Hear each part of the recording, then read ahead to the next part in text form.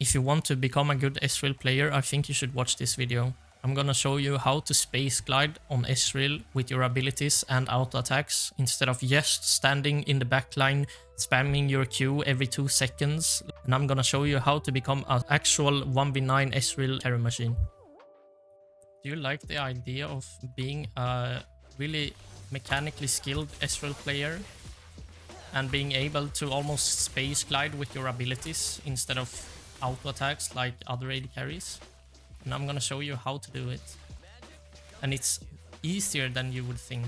The only hard part about it is when you're in a actual game, it's gonna be harder to hit because they're not gonna stand still like this. My usual rune setup, so most of the time I still play Lethal Tempo, Presence of Mind, Legend Haste, Cut Down, Magical Footwear and Jack of all trades, because with this build I'm building Navuri as well, so you get stacks on your Jack of all trades. This is the core build, okay? You don't even have to build Navuri, but it will obviously help a lot with the bonus attack speed you get from that and Lethal Tempo. For a reference, I'm going to show you a clip from a game. In the clip I'm showing you right now, I'm not even playing Lethal Tempo, nor am I playing Navuri. So this just goes to show that you can play like this even without Lethal Tempo and without Navuri. All you have to do is time your auto weaves in between all of your abilities, and it will be so smooth once you perfect it that it will almost look like you're space gliding basically. So you have to understand the rhythm of how your autos work to be able to actually put out the most DPS possible. So for example, let me just go. So without any stacks or anything, no passive stacks, no lethal stacks, we'll just wait for this one to go out. We can see the amount of time it takes to reset our Q, so it's like a little more than one auto in between until I can Q again, right?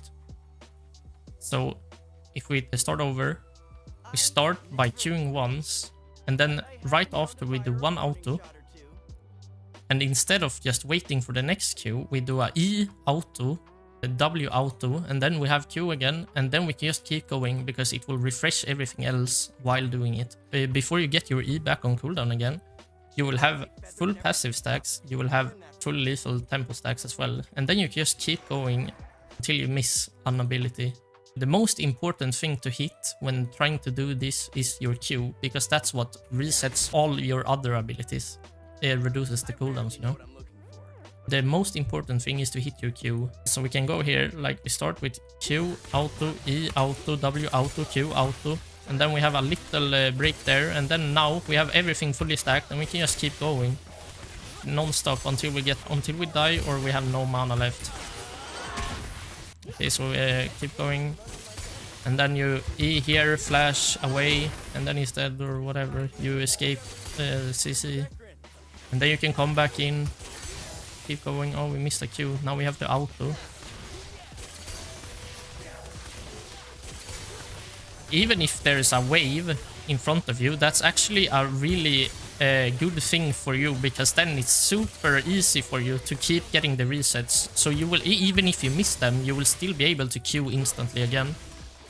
The only thing that changes is the DPS you put out.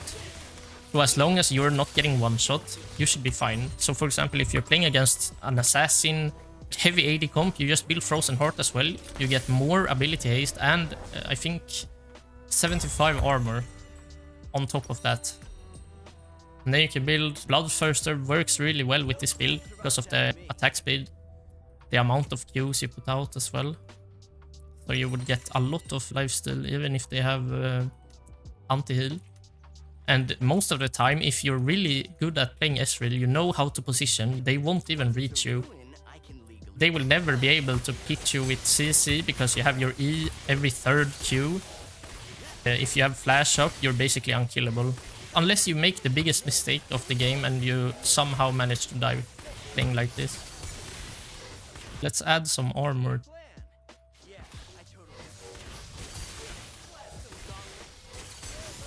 So as you can see, right now we're not doing a lot of damage, right?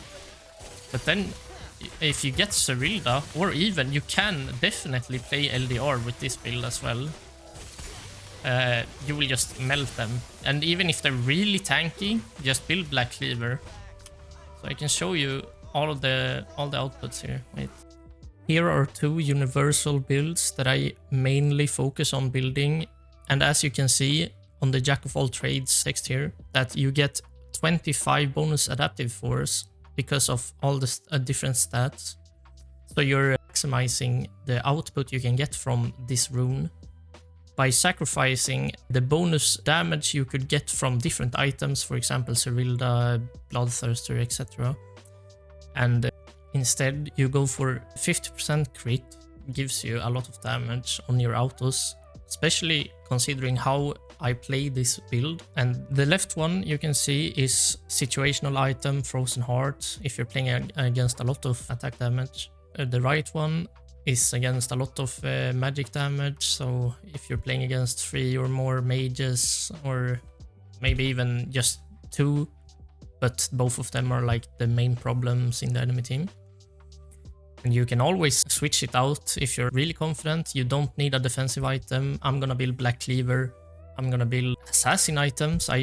Sometimes I build Cyclosword, sometimes Humus, sometimes Serpents, depending on if they have a lot of shields. And a lot of the times Opportunity is a really good item. If you've watched the video this far, I just really want to say thank you so much. I would greatly appreciate it if you would go to the comments and tell me something that was bad about the video and something that you thought was good. If you don't have anything you thought was good about it, that's fine. You can always tell me just what you think I should improve at least. I would really appreciate it, and thank you for watching.